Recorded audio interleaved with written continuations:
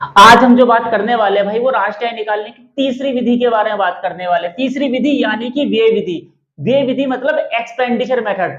अब ये जो एक्सपेंडिचर मेथड है इससे राष्ट्रीय आय कैसे निकालना है इसमें हम यही सीखेंगे। बच्चों हम पहले ही पढ़ चुके हैं कि राष्ट्रीय आय निकालने की तीन विधि होती है। एक होती है आय विधि, एक होती है उत्पादन विधि और एक होती है व्यय विधि। राष्ट्रीय आय निकालने की तीन विधियां है। जब आय विधि से राष्ट्रीय आय निकाला जाता है तो सिंपल सा है, जितनी भी कारक आय है उन सबको जोड़ दो, उसी से अनुमान लगाया जाता है राष्ट्रीय आय का। जब उत्पादन विधि से निकाला जाता है तो जितना भी प्रोडक्शन हो रहा है उन सभी को जोड़ दो, उत्पादन विधि से राष्ट्रीय आय निकल के आ जाएगी। लेकिन आज जिस टॉपिक पे हम बात कर रहे हैं वो टॉपिक है व्यय विधि। व्यय विधि का मतलब है जितना भी खर्च हो रहा है पूरी अर्थव्यवस्था में, हम लोग जितना भी खर्च कर रहे हैं या पूरे देश में जितना भी खर्च हो रहा है उसके जोड़ से अगर राष्ट्रीय आय निकाला जाए तो वही कहलाती है व्यय विधि।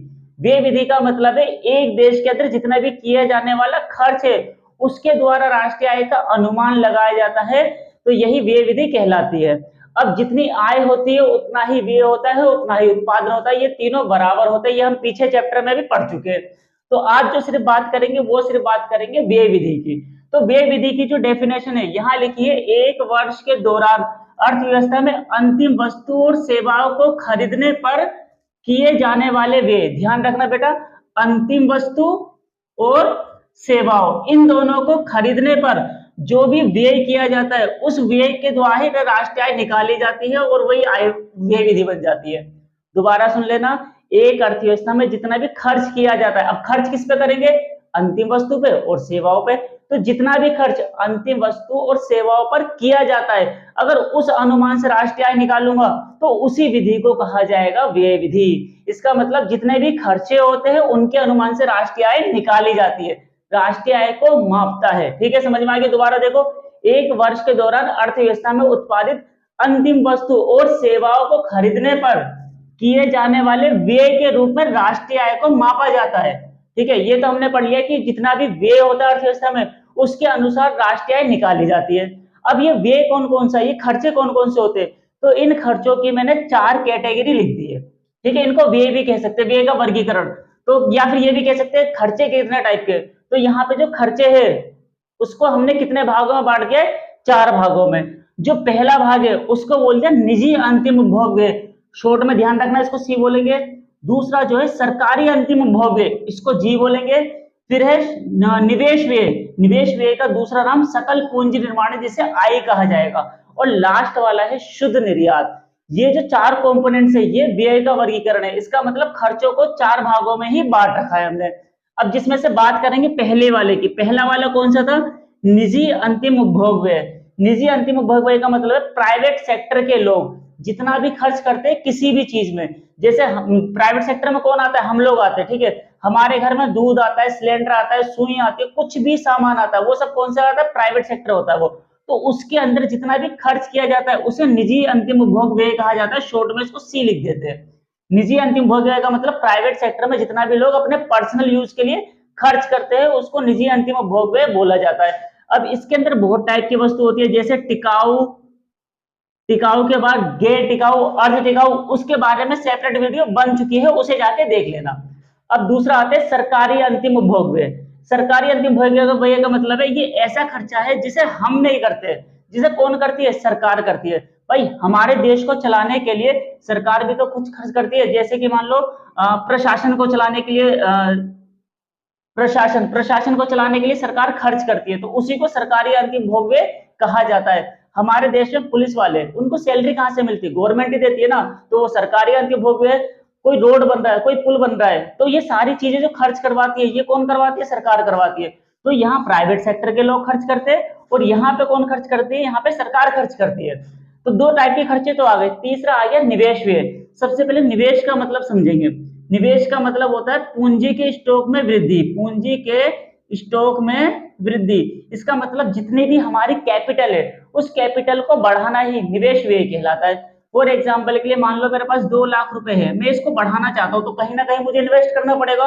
तो 2 लाख से मैं इसको बढ़ा के 3 लाख करना चाहता हूँ तो ये मेरे को निवेश करना पड़ेगा। इसी को क्या कहा जाता है? निवेश व्यय या फिर सकल पूंजी निर्माण। अब ये जो निवेश व्यय है ये 2 टाइप का होता है। एक होता है स्थायी निवेश, एक होता है माल सूची निवेश।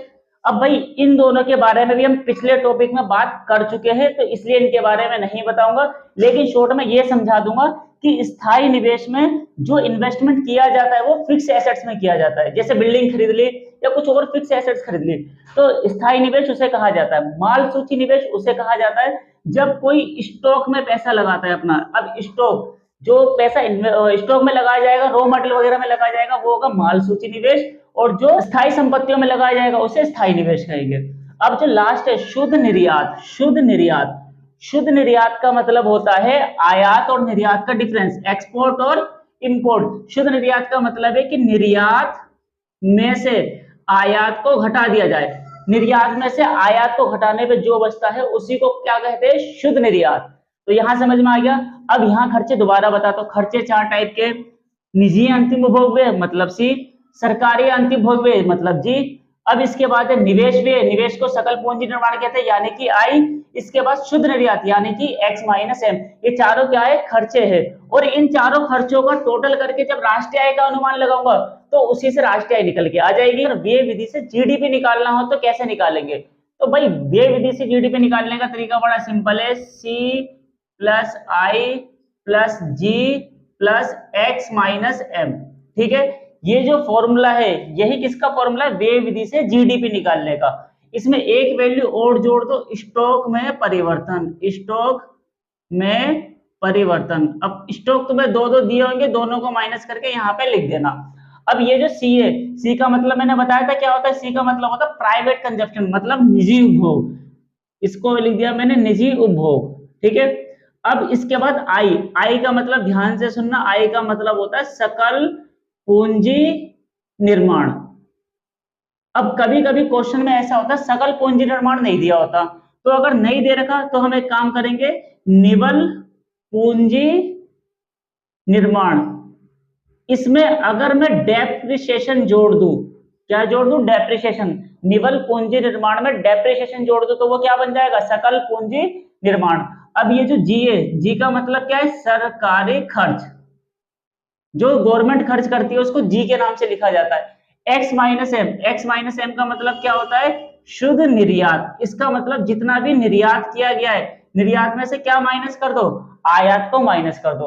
तो अगर इन सभी का टोटल कर दिया जाए, ठीक है, इन सभी को अगर जोड़ दिया जाए, C plus I plus G plus X minus M plus stock में परिवर्तन, अगर इन सभी को जोड़ दिया जाए तो जो भी निकल के आता है उसे क्या कहा जाता है, जीडीपी। अब जीडीपी को राष्ट्रीय में कैसे बदलते हैं, एनएनपीएफसी। एनएनपीएफसी का मतलब क्या होता है, राष्ट्रीय आय। अगर आपने जीडीपी निकाल ली तो जीडीपीएमपी, जीडीपी में से डेप को माइनस करो, एनआईटी को माइनस करो और प्लस में एनएफआईए, इसको जोड़ दो। इन सभी को प्लस माइनस करते ही जो निकल के आएगा उसे क्या कहा जाएगा, व्यय विधि से राष्ट्रीय आय। ठीक है भाई, जीडीपी निकालने के लिए ये फॉर्मूला यूज करो और जीडीपी निकालने के बाद dep minus NIT minus NFIA जोड़ दो, तो जो भी निकल के आएगा वो एनएनपीएफसी यानी कि क्या होगी, वो राष्ट्रीय आय होगी। इसका जो हम न्यूमेरिकल करेंगे, न्यूमेरिकल करने पे कोई सी भी विधि से राष्ट्रीय आय निकालने के लिए आ जाएगा। कभी कभी वो उत्पादन विधि से बोलेगा, कभी आय विधि से बोलेगा और कभी कभी व्यय विधि से बोलेगा। तो इसके द्वारा वो तुम्हें क्या निकालने को बोल देगा, राष्ट्रीय आय निकालो। भाई राष्ट्रीय आय का फॉर्मूला तो एक ही हमारा, जीडीपी में से ये माइनस और ये प्लस कर दो। लेकिन जो कॉन्सेप्ट है हमारा वो किसका है, जीडीपी का है। अब जीडीपी उत्पादन विधि से भी निकाल सकते हैं, आय विधि से भी निकाल सकते हैं और व्यय विधि से भी निकाल सकते हैं। अगर उत्पादन विधि से जीडीपी निकाल ली, वो यहाँ रख दो, ये सब प्लस माइनस करो, आंसर आ गया। आय विधि से अगर जीडीपी निकाल ले हम, तो यहाँ जीडीपी की वैल्यू प्लस माइनस कर दो, आंसर आ जाएगा। व्यय विधि से जीडीपी प्लस माइनस करके आंसर आ जाएगा। अब लेकिन जीडीपी निकालेंगे कैसे, तो तीनों का फॉर्मूला बताता हूं। अगर उत्पादन विधि से निकालना है तो इसका फॉर्मूला ये है, सबसे पहले यहाँ लिख दिया मैंने बिक्री। बिक्री को यहाँ पे अंतिम उत्पाद भी कहते हैं, अंतिम उत्पाद। इसमें से माइनस करना है मध्यवर्ती, यहां लिख दिया मैंने मध्यवर्ती उपभोग। और इसके बाद इसमें ऐड करना है स्टॉक में परिवर्तन, स्टॉक में परिवर्तन। भाई इन सबको प्लस माइनस करके जो भी निकल के आएगा उसे जीडीपी या जीवीए कहा जाएगा। ठीक है, gross value added. Production method में जीडीपी जीवीए एक ही चीज होती है, लेकिन जब आय विधि की बात करते हैं तो आय विधि में पहला होता है कर्मचारी का पारिश्रमिक। अब कर्मचारी के पारिश्रमिक में क्या क्या शामिल होता है पहले बता चुका हूं, प्लस प्रचालन अधिशेष, इसके भी 3 पार्ट होते हैं जिसके हम बारे में हम बात कर चुके, प्लस मिश्रित आय। इन तीनों को जोड़ के जीडीपी नहीं निकलती, इसके बाद इसमें जोड़ना पड़ता है डेप, फिर इसमें जोड़ना पड़ता है एनआईटी शुद्ध अप्रत्यक्ष कर, और इन सबको प्लस करके जो निकलता है वो आता है जीडीपीएमपी। इसका मतलब भाई ये तो हो गया उत्पादन विधि से जीडीपी निकालने का तरीका, और ये हो गया आय विधि से जीडीपी निकालने का तरीका। अब व्यय विधि से जीडीपी ये तो आज ही सीखा हमने भाई, क्या होता है इसका formula, C plus I plus G plus X minus M plus stock में परिवर्तन, स्टॉक में परिवर्तन। अब इसको प्लस माइनस करके जो आएगा वो निकल के आएगा जीडीपीएमपी। भाई अब क्वेश्चन अगर तुम्हारे पास आता है राष्ट्रीय आय निकाल लो तो फॉर्मूला ये है, यहाँ चाहिए जीडीपी, जीडीपी इससे इससे या इससे जैसे मर्जी निकाल लो। ये डिपेंड करेगा न्यूमेरिकल पे कि न्यूमेरिकल में कौन सी इंफॉर्मेशन ज्यादा है। इनकम की इंफॉर्मेशन ज्यादा होगी तो ऐसे जीडीपी निकाल लूंगा, एक्सपेंडिचर की होगी तो ये निकाल लूंगा, और प्रोडक्शन की होगी तो ऐसे जीडीपी निकाल लूंगा। हम किसी भी मेथड से बस जीडीपी निकालेंगे।